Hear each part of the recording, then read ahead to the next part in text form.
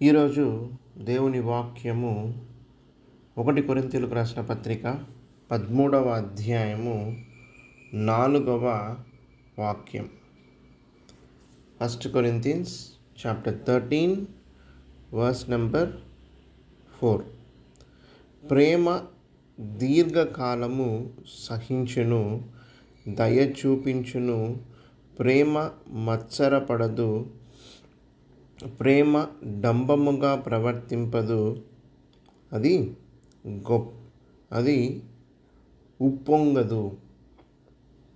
ప్రేమను గురించి మనం ఎన్నోసార్లు ఈ వాక్యాన్ని చదివి ఉంటాం, ధ్యానం చేసి ఉంటాం. కానీ మనం మర్చిపోయేది ఏంటంటే, లేదంటే మనం ఆలోచించింది ఏంటంటే,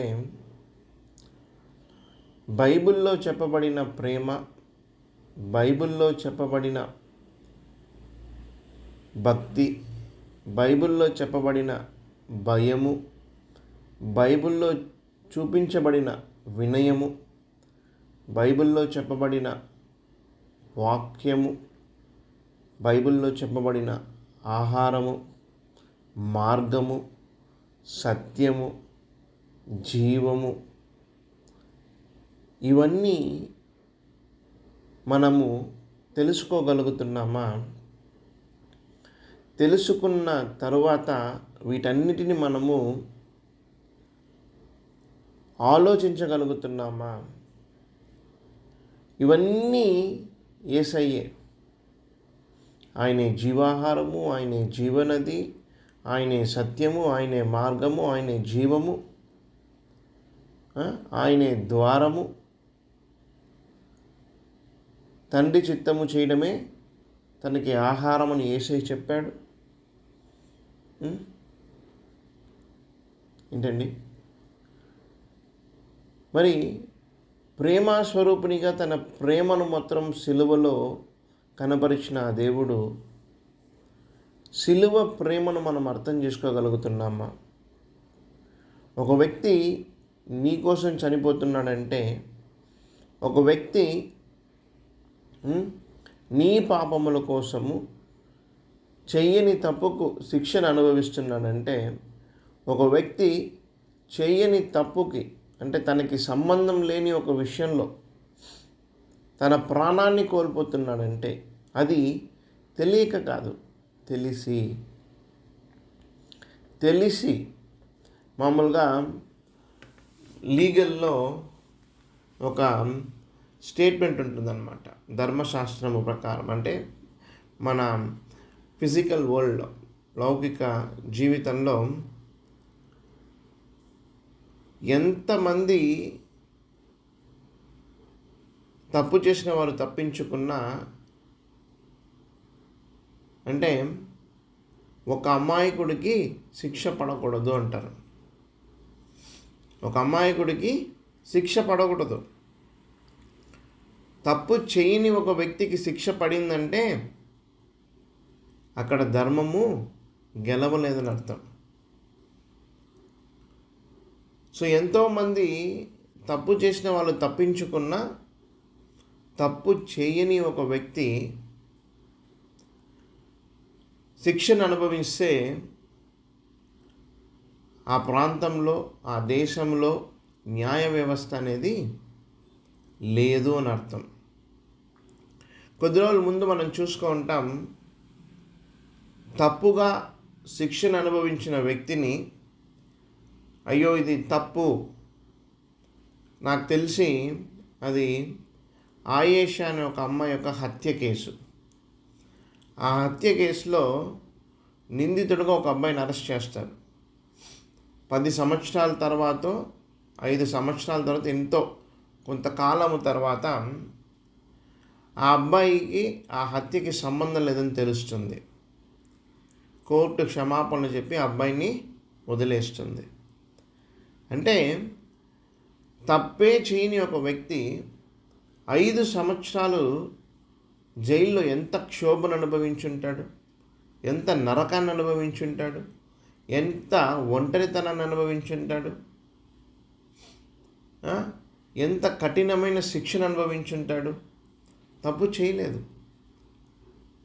ధర్మాసనము అతన్ని విడుదల చేసేటప్పుడు క్షమాపణ చెప్పి తన జీవితాన్ని నష్టపోయేటట్టు చేశారు కాబట్టి తనకి గవర్నమెంట్ జాబ్ ఇచ్చి కొంత డబ్బుని కూడా ఇచ్చారన్నమాట. ఎంత ఇచ్చినా సరిపోతుందండి? ఎంత ఇచ్చినా తను పడిన అవమానమును, తను పడిన క్షోభను తీర్చగలదా? లేదు.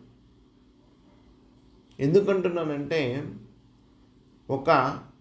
ఎంతమంది తప్పు చేసిన వాళ్ళు తప్పించుకున్న ఒక అన్యాయస్తుడికి తప్పించుకున్న తప్పు చేయని ఒక వ్యక్తికి శిక్ష పడకూడదు అని అనుకుంటాం మనమంతా. అయితే ఇక్కడ ఎంతటి అవమానం అంటే 3.5 సంవత్సరాలు ఆయన పరిచర్యలో ఆయన చేయని పరిచర్య అంటూనే లేదు. అంటే ఆయన చెప్పని సువార్త అంటూనే లేదు. ఆయన మనుషులకి చేసిన మేలును చెప్పుకుంటూ పోతే ఈ ప్రపంచంలో ఉండే పుస్తకాలు సరిపోదంటారు. మరణించిన వాళ్ళని లేవనెత్తాడు, నడవలేని వాళ్ళని నడిపించాడు. ఆయన అనేక విధాలుగా అనేక రీతిగా ఏం చేశాడు? అంత మంచి చేశాడు. ఆయనలో ఏ పాపము లేదు. అయితే చివరికి ఆయన పాప బలిగా తనని తాను రిక్తునిగా సమర్పించుకున్నాడు. He gave himself. ఆ మనసు ఎక్కడిది? ఎంత శ్రమను పడి ఉంటాడు. ఎవరైనా చేస్తారా అండి? ఎవరైనా చేస్తారా? ఎవరు చేయరు. అది ఈ రోజుల్లో స్వార్థపూరితమైన ప్రపంచంలో మనం ఉన్నాం. సెల్ఫిష్నెస్ ప్రతి ఒక్క చోట ఉంటుందన్నమాట. అడుగడుగున మనము స్వార్థాన్ని చూస్తున్నాం. అడుగడుగున మనము ప్రేమ లేనితనాన్ని చూస్తున్నాం. ఇక్కడ వాక్యంలో చెప్పబడినట్టు సహనాన్ని లేకుండా ఉండడం చూస్తున్నాం, దయ లేకుండా ఉండడాన్ని చూస్తున్నాం, జెలస్గా ఉండడం చూస్తున్నాం. అదేవిధంగా ఎక్కువ మాట్లాడే స్వభావం కలిగి చూస్తున్నాం. ఉట్టి మాటలు మాట్లాడే స్వభావాన్ని చూస్తున్నాం. గర్వాన్ని చూస్తున్నాం ఈ ప్రపంచంలో. ఆలోచించండి. ఇవన్నీ ఉన్నప్పుడు ఏ మనుషులకైతే మంచి చేశాడో, ఏ మనుషుల మధ్య అయితే ఆయన అనేక స్వస్థతలు చేశాడో, ఏ మనుషుల కొరకు ప్రయాసపడి కన్నీరు కార్చాడో, చివరికి ఆ మనుషులే మాకు యేసుక్రీస్తు వద్దు అనేశారు. మాకు యేసుక్రీస్తు వద్దు అనేశారు. ఆ యొక్క ఫస్ట్ ఆఫ్ ఆల్ అలా ఆ ఊరంతా మనుషులు అలా నిందించినప్పుడు నిలబడగలమా? మన కోసం నిలబడ్డాడండి. సహించాడు, భరించాడు, తట్టుకున్నాడు. ఆయన ప్రేమ, తండ్రి వీరేమి చేయుదురో వీరెరుగరు, వీరిని క్షమించుడి. ఏంటండి ఆ మాట? సిలువలో మొదటి మాట మాట్లాడినాడు ఆయన. ఏమంటున్నాడు? క్షమిస్తున్నాడు. ఇక్కడ వాక్యంలో చూస్తే ప్రేమ దీర్ఘకాలము సహించును. సహించాడు ఆయన. He showed his love. మనల్ని ఒకడు కొడితేనే తిరిగి మనం కొట్టడానికి ప్రయత్నిస్తాం. మనలో ప్రేమ ఉందా అంటే ఏంటండి ప్రేమ అంటే? What is love? సహించే గుణం నీలో ఉందా? సహించే తత్వం నీలో ఉందా?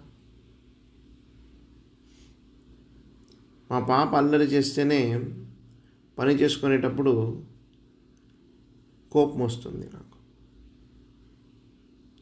ఒకవైపు పని ఏదైనా వద్దంటే మళ్ళీ మళ్ళీ చేస్తేనే గట్టిగా అరుస్తా ఉన్నా. అప్పుడు అనిపిస్తుంది నాకు, మన ఇంట్లో ఉండే వ్యక్తి, మన తల్లో తండ్రో భార్యో అన్నదమ్ములో బిడ్డలో వాళ్ళే ఏదైనా చేస్తే మనకు కోపం వస్తుంది. వాళ్ళతోనే మాట్లాడకుండా ఉంటాము, లేదంటే వాళ్ళనే అరుస్తాము. అయితే మరి ఇంకా బయట వ్యక్తులతో ఎలా ఉంటాం? మనని మనము ఆత్మ పరిశీలన చేసుకోవాలి. ఏంటంటే, నువ్వు అనుకుంటున్న ప్రేమ నిజమైన ప్రేమ? The love what you have, is it a real love? నువ్వు నీ భర్త పైనో, నీ భార్య పైనో, నీ తల్లిదండ్రుల పైనో, నీ అన్నదమ్ముల పైనో, నీ యొక్క కుమార్తెల పైనో కుమారుల పైనో నువ్వు చూపించే ప్రేమ, నీ సంఘములో నువ్వు చూపించే ప్రేమ, నీ యొక్క సొసైటికల్ లైఫ్లో ఇరుగు పొరుగు వారి మధ్య నువ్వు చూపించే ప్రేమ, is it the real love? నీ ప్రేమలో సహనం ఉందా? నీ ప్రేమలో గర్వము లేదా? నీ ప్రేమలో అహము లేదా? నీ ప్రేమలో స్వార్థము లేదా? నీ ప్రేమలో గర్వము లేదా? ఇవన్నీ ఉన్నాయి లేవా? ఇవన్నీ లేవా? అయితే నీది నిజమైన ప్రేమ. ఓపిక ఉండాలి, దయ ఉండాలి, ఈర్ష్య ఉండకూడదు, గొప్పలు చెప్పుకోకూడదు, గర్వం ఉండకూడదు.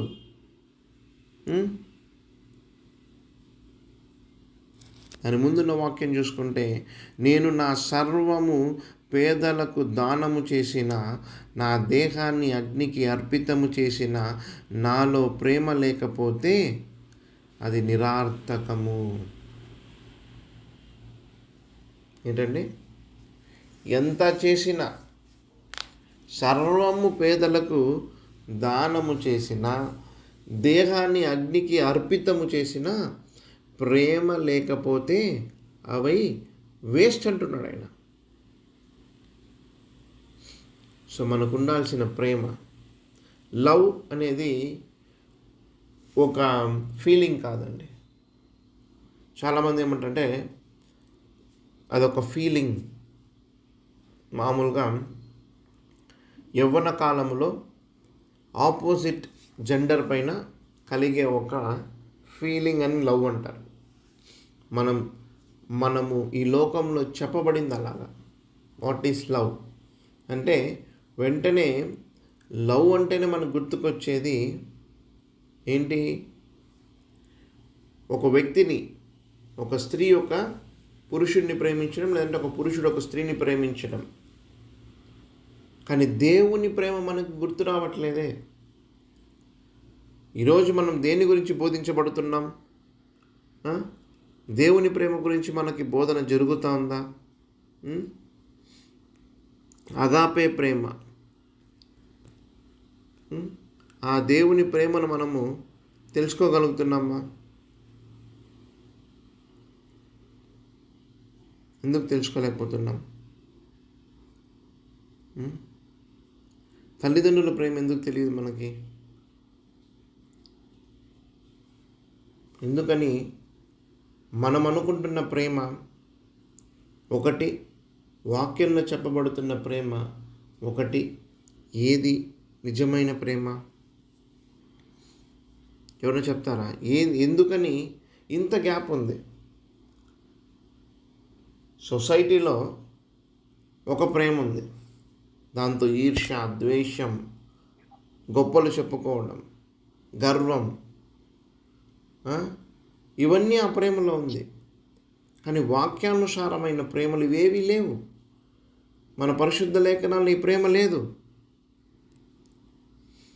మరి ఎందుకని వాక్యంలో ఉండే ప్రేమ మనలో ఉండట్లేదు? ఏంటి కారణం? దేవుని సహవాసం తక్కువ. దేవునితో సహవాసం తక్కువ, బైబిల్ చదివేది తక్కువ, వాక్యము అనుసరించేది తక్కువ. గేట్ దాటితే వేరే మళ్ళీ లోకస్తులు అయిపోతా ఉన్నారు. వినేంత వరకు విని చర్చి నుంచి. కరెక్ట్. దేవునితో సహవాసము తక్కువ. సో బైబిల్లో సుమారు 4 రకాల ప్రేమను చూసుకోవచ్చు. అగాపే ప్రేమ, దేవుని ప్రేమ, సహోదరుని ప్రేమ, సహోదరాలి ప్రేమ, కుటుంబంలో ఉండే ప్రేమ, భార్యాభర్తల మధ్య ఉండే ప్రేమ. అయితే మనము దేవుని ప్రేమను వదిలేస్తున్నాం. ఒకే ఒక ప్రేమ మనకి తెలుసు.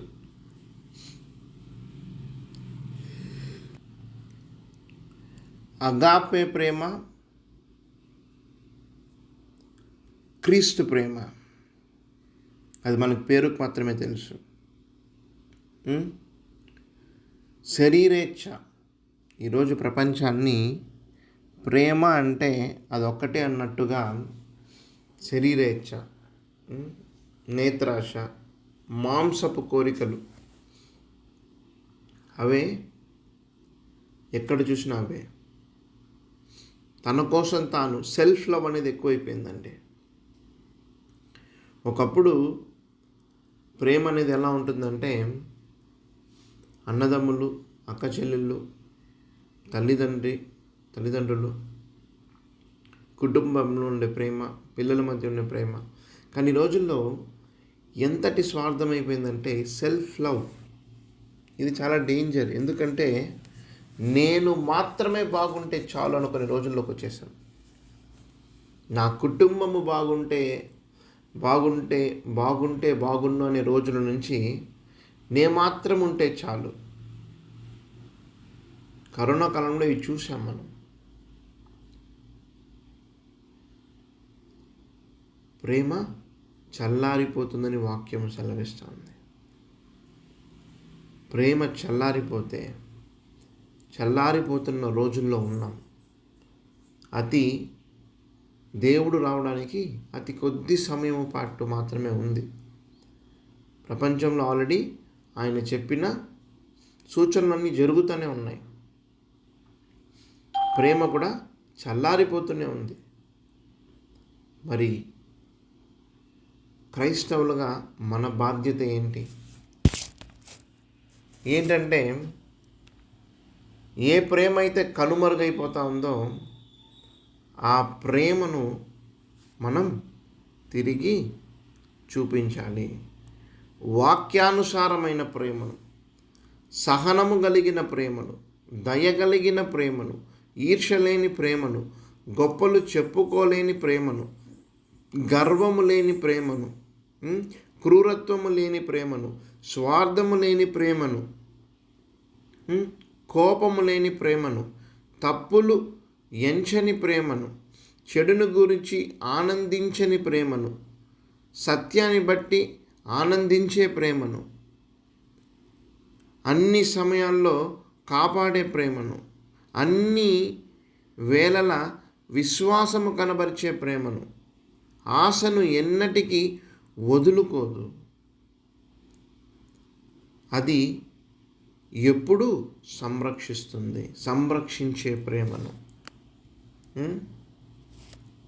దైవ సందేశంని చెప్పే వరము మనము పొందాము. అది అంతమవుతుంది. తెలియని భాషల్లో మాట్లాడే శక్తి మనకుంది.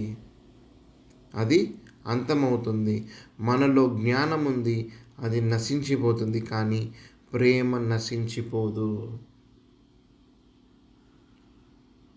కొరింథీయులకు రాసిన మొదటి లేఖ 13వ అధ్యాయంలో మనం చూసుకుంటే 8-9 వాక్యంలో దైవ సందేశాన్ని చెప్పే వరము మనము పొందాము, అది అంతమవుతుంది. ఒక పాయింట్ ఆఫ్ టైం తర్వాత అంతమవుతుంది. ఎందుకంటే చనిపోతాం మనం. తెలియని భాషల్లో మాట్లాడే శక్తి మనకుంది, అది ఒక పాయింట్ ఆఫ్ టైంలో అంతమవుతుంది. అంటే నీకుండే వరాలు కావచ్చు, నువ్వు స్వస్థతలు చేయొచ్చు, నువ్వు అద్భుతాలు చేయొచ్చు, వాక్యాన్ని చెప్పచ్చు, బోధించవచ్చు, నువ్వేం చేసినా నీలో ఉండే ప్రేమ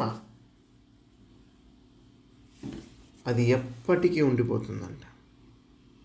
కానీ ప్రేమ నశించిపోదు. ఏంటంటే ఈ రోజుటికి మనం మదర్ తెరెసా గారిని గుర్తు చేసుకుంటాం. ఈ రోజుటికి మనం ఎంతోమంది దైవజనుల్ని గుర్తు చేసుకుంటాం. వాళ్ళు కనబరిచిన ప్రేమను ఈ రోజుటికి మనము సాక్షులుగా మాట్లాడుకుంటూ ఉంటాం. వాళ్ళ కుటుంబాలు నష్టపోయారు. దేవుని సేవలో వాళ్ళు చూపించిన ప్రేమ అటువంటిది, నశించిపోదు. ఆ వ్యక్తి లేకపోయినా, ఆ కుటుంబం లేకపోయినా, వారు చూపించిన ప్రేమ ఖచ్చితంగా మిగిలిపోతుంది. యేసయ్య శిలువలో చూపించిన ప్రేమ నశించిపోయిందా? నీ కోసం నా కోసం ఆయన తట్టుకున్న అవమానాలు, భరించిన నిందలు, తిన్న కొరడా దెబ్బలు, మోసిన శిలువ, పడి హింసను భరించాడు. అవన్నీ కనుమరుగైపోయా? లేవు. అవి నశించిపోవు. గత 2000 సంవత్సరాలుగా బ్రతికి ఉన్న ప్రేమ అండి దేవుని ప్రేమ. 2000 years. ఆలోచించండి, యేసయ్య చనిపోయి ఎన్ని సంవత్సరాలైంది? ఈ రోజుటికి ఈ ఉదయకాల ప్రార్థనలో మనమైన ప్రేమను ధ్యానం చేస్తున్నాం, మనమైన ప్రేమను అర్థం చేసుకుంటున్నాం. ప్రేమలో ఉండే గొప్పతనం అది. ప్రేమలో ఉండే గొప్పతనం అది. ప్రేమ నశించిపోదు. ఎటువంటి ప్రేమ? సహనము కలిగిన ప్రేమ. నేను మళ్ళీ రిపీట్ చేస్తున్నా. సహనము కలిగిన ప్రేమ, దయ కలిగిన ప్రేమ, ఈర్ష్య లేని ప్రేమ, గొప్పలు చెప్పుకోలేని ప్రేమ, గర్వము లేని ప్రేమ, క్రూరత్వము లేని ప్రేమ, స్వార్థము లేని ప్రేమ, కోపము లేని ప్రేమ, తప్పులు ఎంచని ప్రేమ, చెడును గురించి ఆనందించని ప్రేమ, సత్యాన్ని బట్టి ఆనందించే ప్రేమ, అన్ని సమయాల్లో కాపాడే ప్రేమ, అన్ని వేళలా విశ్వసించే ప్రేమ, ఎన్నటికీ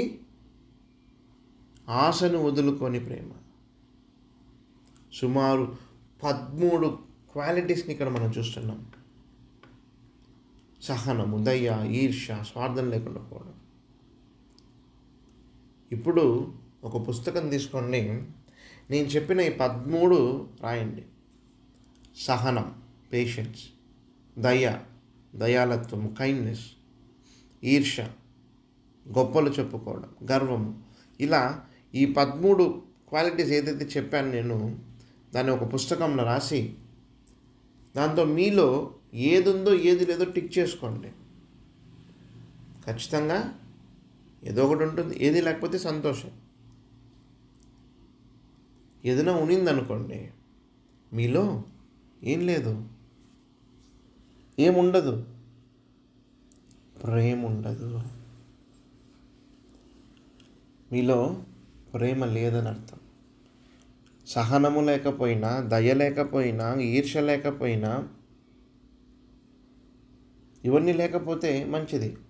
కానీ ఒకవేళ ఈర్ష్య ఉంటే గొప్పలు చెప్పుకుంటున్నారా? గర్వాన్ని చూపిస్తున్నారా? క్రూరత్వం కలిగి ఉన్నారా? నీ ప్రేమ నీ ఇంటికి మాత్రమేనా? నీ పిల్లలకు మాత్రమేనా? నీ కుటుంబం మాత్రమేనా నీ ప్రేమ? లేదంటే నీ సొంతం, నీ యొక్క రక్త సంబంధికులకు మాత్రమేనా నీ ప్రేమ? బయటికి వస్తే మిగతా వాళ్ళని మనిషినిగా కూడా చూడవా? జాగ్రత్త. దేవుడు చెప్పే ప్రేమ అది కాదు. దేవుడు చూపించిన ప్రేమ అది కాదు. నీ దగ్గర నుంచి దేవుడు ఎక్స్పెక్ట్ చేసే ప్రేమ అది కాదు. నిన్ను వలె నీ పొరుగువాన్ని ప్రేమించు అని ఆ మాటని ఒక ధర్మశాస్త్రము, అంటే ధర్మశాస్త్రానికి 10 ఆజ్ఞలను రీప్లేస్ చేస్తూ 2 ఆజ్ఞలు దేవుడు ఇచ్చాడు. అంటే ఆ 10 ఆజ్ఞలు దీంతో సెట్ అయిపోతాయి. నీ తండ్రి అయిన దేవుణ్ణి పూర్ణ హృదయంతో, పూర్ణ ఆత్మతో, పూర్ణ బలంతో, పూర్ణ శక్తితో సేవించు. నిన్ను వల్ల నీ పొరుగువాన్ని ప్రేమించు. ఇది దేవుడిచ్చిన ఏంటండి కట్టడ, లా. నీలో మరి ఆ ప్రేమ లేకపోతే నువ్వు దేవుడిచ్చిన ఆజ్ఞని అతిక్రమిస్తున్నావు కదా. నాకెందుకు అనుకుంటున్నావా? నాకేం పని అనుకుంటున్నావా? ఈ ప్రేమలతో నాకేమి? ఏదో జీవిస్తున్నా, తింటున్నా, బ్రతుకుతున్నా, ఇలానే బ్రతికేస్తాను అనుకుంటున్నావా? లేదండి. క్రీస్తు ప్రేమను కనబరచినంత వరకు మనము క్రీస్తుని వెంబడించాము అని చెప్పుకోలేము. క్రీస్తుని వెంబడించామని చెప్పుకోలేము. భరించాలి. పౌలు గారిని చూడండి. నాకు బైబిల్లో బెస్ట్ ఎగ్జాంపుల్ ఆయన అనిపిస్తాడు. పాత నిబంధన గ్రంథంలో ఎంతోమంది ఉన్నారు, కానీ నూతన నిబంధన గ్రంథంలో పౌలు గారు కానీ, పేతురు గారు కానీ, యోహాను గారు కానీ, వీళ్ళంతా దేవుని ప్రేమను వాళ్ళ మరణ పర్యంతము వరకు కనపరిచారు. చచ్చినా మేము మారం, ఇలాగే చేస్తాం. దేవునికి వాళ్ళ జీవితాలను అర్పించారు. మరి మనము ఆ ప్రేమని కనబరుస్తామా? మేబీ ఎవరితో అయినా మీరు మాట్లాడకుండా ఉంటే, ఎవరినైనా ద్వేషిస్తూ ఉంటే, మనసులో ఒకటి పెట్టుకొని బయట ఒకలా మాట్లాడుతూ ఉంటే దయచేసి మార్చుకోండి అమ్మా. దయచేసి వాళ్ళతో మాట్లాడండి. మన ఈర్ష్యను, మన ద్వేషమును, మన అసహ్యమును, మన కోపమును ఏం చేస్తాం? ఈరోజు ఈ ఉదయకాలంలో మన హృదయాల్లో నుంచి తీసేద్దాం. గొప్పలు చెప్పుకోవడం, గర్వం, ఇవే వద్దు మనకి. మేడి పండు చూడు మేలిమై ఉండు, పొట్ట విప్పు చూడు పురుగులుండు. నేను చిన్నప్పుడు చదువుకున్నది. పండు చూడడానికి బాగా తలని తలిసిపోతూ ఉంటుంది. రీసెంట్గా మామిడికాయలు తీసుకొని వచ్చా. పండు బయట చూడడానికి భలే ఉంది. తిందామని కోస్తే లోపల పురుగులు ఉన్నాయి. సరే, ఒకటంటే మొత్తం అలానే ఉంది. అప్పుడు అనిపించింది నాకు, బయట చూడడానికి ఇంత బాగుంది, లోపల మాత్రం ఇంత పురుగులుంది. నేను సరే కొద్ది రోజుల తర్వాత చూద్దాము, కాయవటంగా ఉంది, ఇంకా కొంచెం పండవని తిందాం అనుకున్నా. ఒక వారం తర్వాత చూసా, ఆ పండ్లు టచ్ చేస్తే కొలని అయిపోయింది. ప్రేమ లేకపోతే మన హృదయాలు కూడా అంతేనండి, కుళ్ళిపోతాయి. నిజం. ప్రేమ అనేది లేకపోతే నీ ఆయుష్ తగ్గిపోతుంది. ప్రేమ అనేది లేకపోతే నువ్వు సమాధానంగా ఉండలేవు. సహనం. నేను ఎందుకు మీ ఆయుష్ తగ్గిపోతుంది అంటానంటే, if you don't love or if you don't express love, దేవుని ప్రేమ, నేను చెప్పా కదా, తల్లిదండ్రుల ప్రేమ, సహోదరుని ప్రేమ, భార్యాభర్తల ప్రేమ, దేవుని ప్రేమ, ఈ 4 ప్రేమల్లో మనము పర్ఫెక్ట్గా ఉండాలి. మనందరికీ తెలుసు, మనం ఓకే, భార్యాభర్తల ప్రేమ క్రైస్తవులందరూ ఉంటారు, తల్లిదండ్రుల ప్రేమ క్రైస్తవులందరూ ఉంటారు, సహోదరుల ప్రేమ అక్కడ కొంచెం డౌటు, దేవుని ప్రేమ అస్సలే మనకు తెలియదు. తెలిసినా దాన్ని మన జీవితాల్లో ప్రాక్టీస్లోకి పెట్టం. మన హృదయంలో ఇవన్నీ ఉంటే ఇవన్నీ చెడు విత్తనాలు. ఈర్ష, ద్వేషము, కుళ్ళు, స్వార్థము, దయలేకపోవడము, కోపడ్డము, ద్వేషించడము, ఇవన్నీ ఏంటి? చెడు విత్తనాలు. నువ్వు బయటికి చూడడానికి ఒక మంచి క్రైస్తవుడుగా ఉన్నప్పటికీ, ఇప్పుడు నేను రోజు ఈ వాక్యాన్ని బోధిస్తా. చూడ్డానికి ఓకే, తరుణ్ బ్రదరు మంచి క్రైస్తవుడు అనేలా కనిపించినప్పటికీ నాలో ఈ లక్షణాలు లేదనుకో, మీ కంటికి నేను బాగా కనిపించవచ్చు, కానీ నా దేవుని కంటికి నేను ఎలా కనిపిస్తా? ఫలము లేని వృక్షము వలె కనిపిస్తా. ఫలము లేని వృక్షాన్ని ఆయన ఏం చేస్తాడమ్మా? ఒక చెట్టులో ఫలించని చెట్టును దేవుడు ఏం చేస్తాడు? కర్స్డ్. నువ్వు ఎప్పుడో ఫలాలు నీకుందుగా అని చెప్పి శపించేశాడు. అప్పుడే ఎండిపోయింది.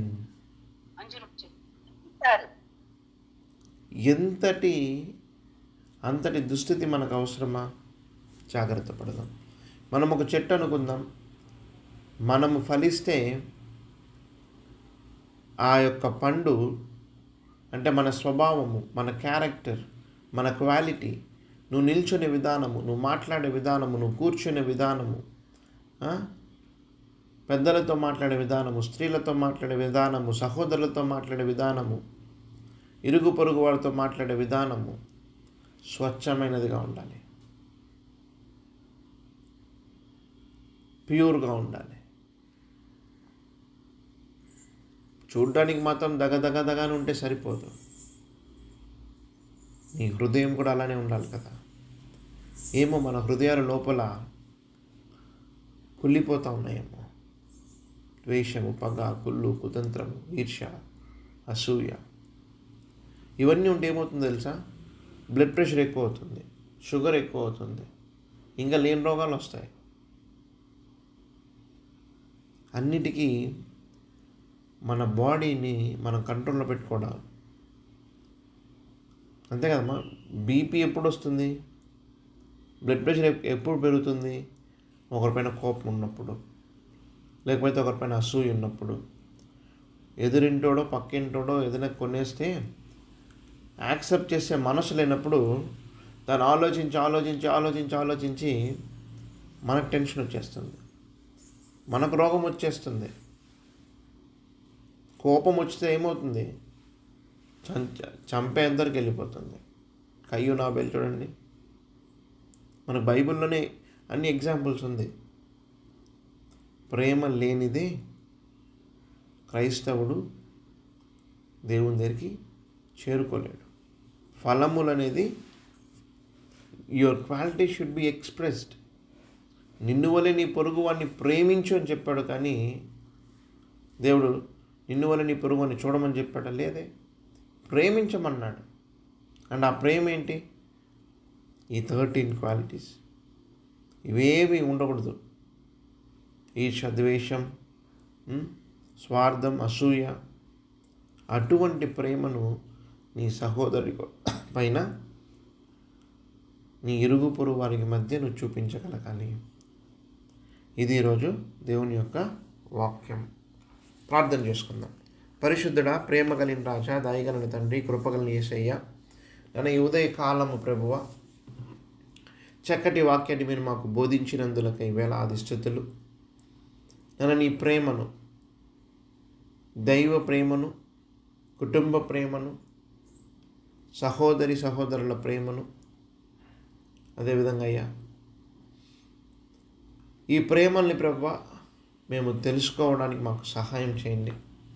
మరి ముఖ్యంగా నీవు మాకు బోధించిన ప్రేమను, సహనము కలిగిన ప్రేమను, దయగలిగిన ప్రేమను, స్వార్థము లేని ప్రేమను, ఈర్ష్య లేని ప్రేమను, గొప్పలు చెప్పుకోలేని ప్రేమను, గర్వము లేని ప్రేమను, క్రూరత్వము లేని ప్రేమను, కోపము లేని ప్రేమను, తప్పులు చూడని ప్రేమను, చెడును గురించి ఆనందించని ప్రేమను, సత్యాన్ని బట్టి ఆనందించే ప్రేమను, అన్ని సమయాల్లో కాపాడే ప్రేమను, అన్ని వేళల విశ్వసించే ప్రేమను, ఆశ కలిగి జీవించే ప్రేమను మాకు దయచేయండి అయ్యా. మా బలహీనతలను కొట్టివేయండి అయ్యా. నన్ను మాలో స్వార్థము, మాలో ఈర్ష్య, ద్వేషములు, ఆ ముళ్ళులను తీసివేయండి తండ్రి. తద్వారా క్రీస్తు ప్రేమని ఈ లోకంలో మేము కనబరుచుటకు, నీకు సాక్షులుగా జీవించుటకు, నీ నామము గణపడే రీత్యా మా హృదయాల్లో ఉండే కల్ముషమును, మా హృదయంలో ఉండే ముళ్ళులను, మా హృదయంలో ఉండే చెడు విత్తనములను, మా హృదయంలో ఉండే చెడు అలవాట్లను, తలంపులను, ఆలోచనలను తీసివేయండి ప్రభువా. నీ చిత్తం మాత్రమే మా జీవితంలో జరగాలయ్యా. ఈరోజంతా కావాల్సిన ఈవులను మాకు దయచేయండి. మంచి ఆహారమును, ఆరోగ్యమును, సమాధానమును, నడిపింపును, రక్షణను, ఇంద్రియ నిగ్రహమును, ప్రేమను, సహనమును, శక్తిని మీరు మాకు దయచేయండి ప్రభువా. మా బలహీనతలను కొట్టివేయండి అయ్యా. నీ చిత్తం మాత్రమే మా జీవితంలో జరగడానికి సహాయం చేయండి నాన్న.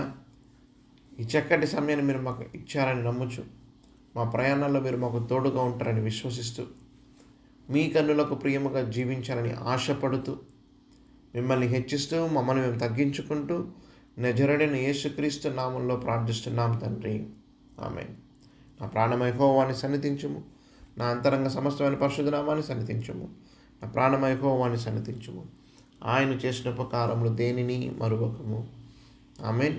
Praise the Lord. Good morning all. దేవుని చేతి మీద తిరిగి ప్రార్థనలో కలుసుకుందాం. అంతవరకు సెలవు. Bye all.